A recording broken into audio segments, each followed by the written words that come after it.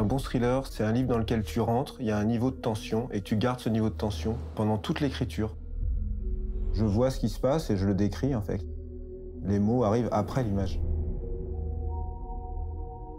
Où suis-je? Qui suis-je?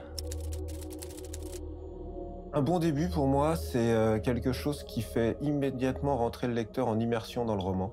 Et il y a une ambiance qui est très marquée et souvent avec beaucoup de suspense et une fin percutante, un peu comme une espèce de court-métrage qu'on aurait tout de suite dès le chapitre 1. L'image, ça fait partie intégrante de ma manière de penser, puisque comme j'ai travaillé beaucoup sur des supports visuels comme la bande dessinée ou l'audiovisuel, c'est la première forme que prend une histoire dans ma tête, en fait. C'est vraiment un instantané, c'est une ambiance, une atmosphère. Je trouve qu'il a une puissance d'évocation qui est absolument extraordinaire. Et pour moi, c'est un raconteur d'histoire tout-terrain, en fait.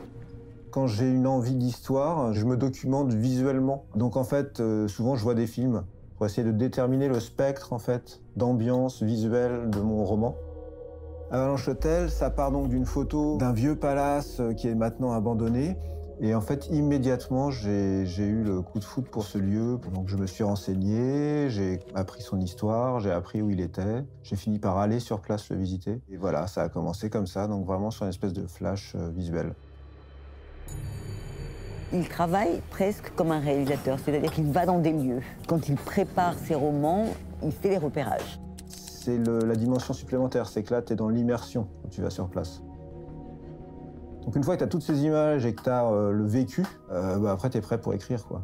Tu n'as plus aucun doute sur la manière de décrire ce que tu as dans la tête.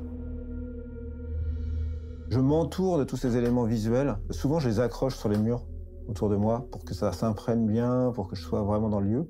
Alors, c'est souvent les ambiances plus thriller qui m'intéressent. Tout ce qui se passe de nuit, par temps orageux, ou alors très travaillé avec des chromies très fortes. Voilà. Je fais pas de recherche vraiment visuelle pour chaque personnage de mes romans, mais des fois, ça arrive aussi que voilà, il y a des personnages qui puissent naître par un portrait. Où je me dis, ah bah, ça c'est exactement la tronche d'un mec, il faut que je l'écrive. Avant d'écrire, en fait, ce que je fais, c'est que j'écris ce que j'appelle un chapitrage. C'est le roman chapitre par chapitre, avec, sur 3 lignes, ce qui se passe. Et je me concentre justement sur tous ces ingrédients qui vont créer de la tension. Alors, un bon roman, c'est comme un bon film. Il faut que le début soit percutant. Moi, j'ai une méthode qui est très simple. Je m'inspire de quelque chose de visuel, comme une photo, comme une image de film. Donc, quelque chose que vous pouvez faire simplement, c'est prendre une image qui vous inspire, imaginez une petite séquence qui se passerait dans cette image et commencer à la décrire en étant directement dans les décors.